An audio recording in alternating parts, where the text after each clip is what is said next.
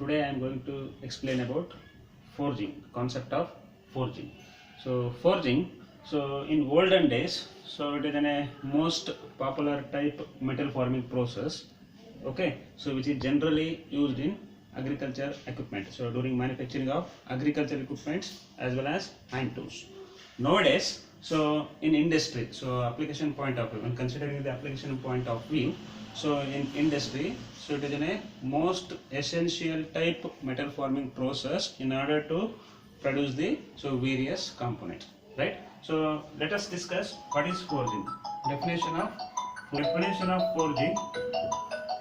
Definition of forging. So forging is a metal forming process, so in which produce a component, so in presence of compressive force, and so material will be converted from one shape to another shape in presence of plastic due to the plastic deformation and without crack. So here point to be considered, forging can be performed so in presence of temperature and in presence of compressive force.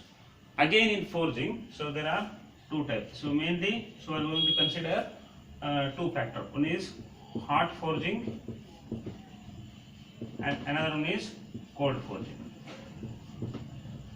So hot forging and cold forging, so simple. So difference with respect to the hot forging and cold forging. Hot forging can be performed so above recrystallization temperature, whereas cold forging performed below recrystallization temperature. So recrystallization temperature means so where the material structure of the material will be convert from so one structure to another structure. Name itself recrystallization. Structure of the material will be convert from one shape, one form to another form, or one structure to another structure. Then that we are going to consider as the recrystallization. So in general hot forging, so that is above recrystallization temperature, that should be below 50 degree. So 50 degree below melting point of the given material. Melting point of the given material. Melting point means where the material so will be converted from solid state to liquid state, right? So below 50 degree of melting point of the given material. For example, aluminium is 650 degree melting point. So copper and other non-ferrous materials, so up to 900 degrees Celsius.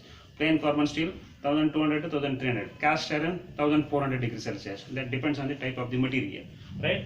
Cold forging, so that should be performed always below recrystallization temperature. Recrystallization temperature. That is the main difference with respect to the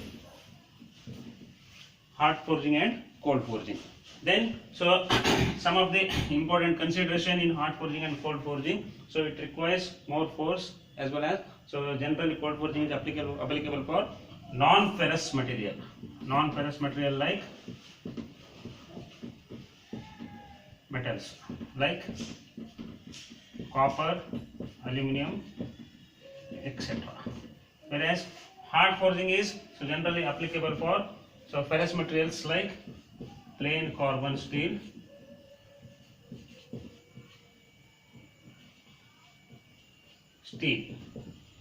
and so stainless steel as well as cast iron, right? So hard forging is suitable for plain carbon steel, stainless steel and cast iron, right? So as we discussed, forging is nowadays it is the most essential type metal forming process in industrial aspect, in industrial application. So especially for structural component, for manufacturing the structural. So main uses or main application of the forging is structural components, manufacturing of structural component, as well as automobile sector, right? So for example, piston, right, connecting rod, cylinder, so these are the some of the application of the forging. So apart from this, aeronautical application for manufacturing the large size component in presence of external force, that is compressive force, and in presence of heat, either it may be recrystallization temperature above recrystallization or below recrystallization. So next concept is forgeability. Forgeability means, so name itself forgeability, very important consideration. Forgeability, so ability to undergo plastic deformation without internal cracks or without any defects, right? So the material which is able to undergo or convert from one form to another form, so with the, so in presence of plastic deformation without any internal defects or internal cracks. So that we are going to consider as the forgeability, right? So next important consideration, materials. So already I told you material selection. So material, which material is preferably suitable for forging application. So generally non-ferrous materials, non-ferrous, already I told non-ferrous materials like copper, aluminium, brass, and so some of the other bronze. So these are the some of the non-ferrous material preferably so used for forging application, especially for cold forging, right? So like that example, best example for cold forging, so that is riveting. Riveting is also one type of the forging process. Whereas so another so some other materials are plain carbon steel and cast iron, stainless steel.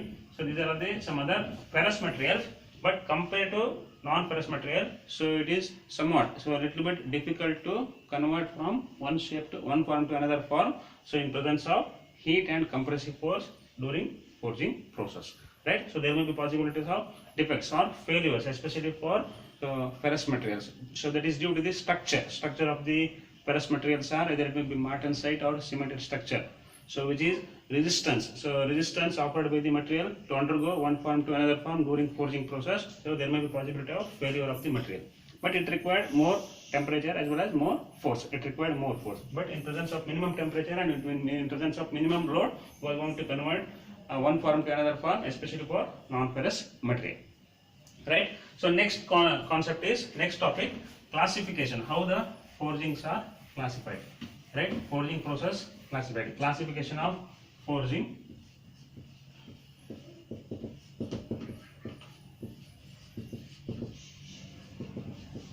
Forging can be classified as so open die, mainly forging classified as open die forging, closed die forging, and another one is impression type. So that is impression type, impression die forging.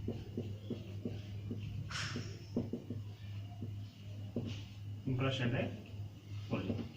So when considering the open die forging, directly we are going to convert the metal from one form to another form, one shape to another shape in presence of compressive force and in presence of heat.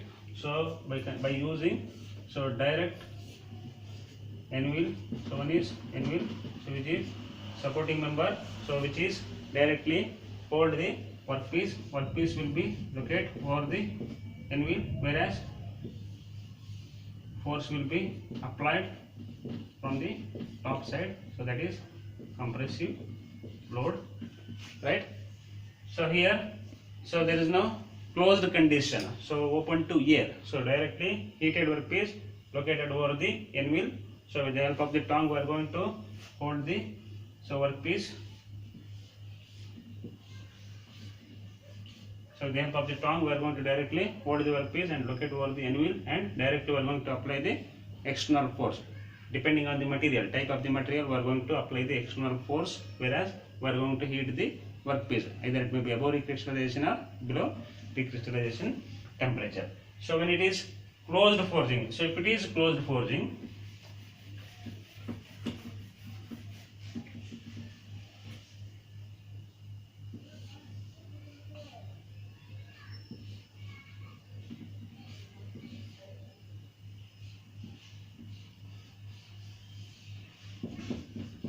according to the figure, just consider closed forging. So heated ballet will be directly located inside the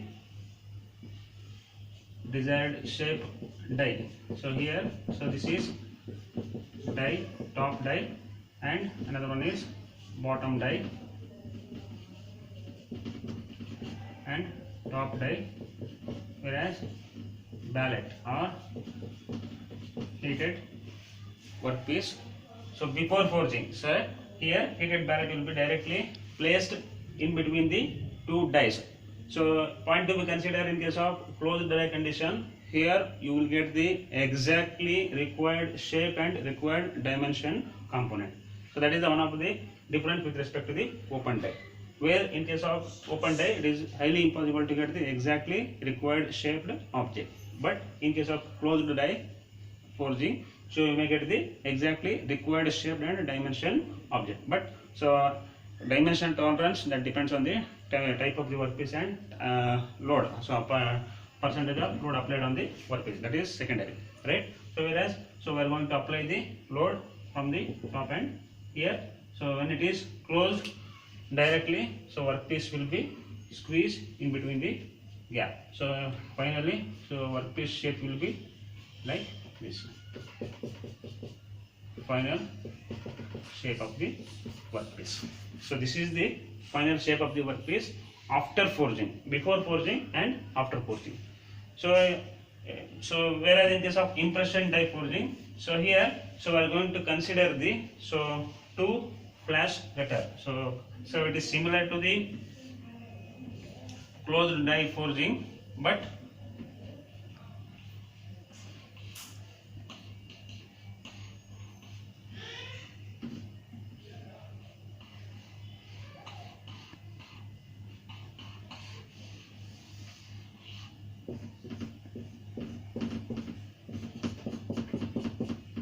so here, so we are going to look at the required shape object in between the die. But so when it is in closed condition, so some of the excess work surface or so that particular work material will be come and occupy the place at the this particular flash gutter. So that is the difference with respect to the closed die forging and impression type forging. So in case of impression die forging, name itself impression die, it is similar to the closed die forging. So by applying the external compressive force, so load, compressive load, right, heated ballet die, top die and bottom die. So this is bottom die and top die. So directly apply the external force, so that is compressive force, right? So whereas due to the external compressive force, so workpiece will be squeezed and occupy the place between the two halves of the die, top die and bottom die. Whereas so some of the excess material, so that heated material will be so spreaded towards this particular flash gutter. Whereas so there may be possibility of the generation of the flash during forging operation, especially in case of impression type impression die forging. That is the difference with respect to the closed die forging, right? So some of the advantage of the forging, so you can easily convert from one form to another form in presence of the heat and external force, compressive force, but it is very difficult to get the exact sized component. Dimensional tolerance will be very less, very poor.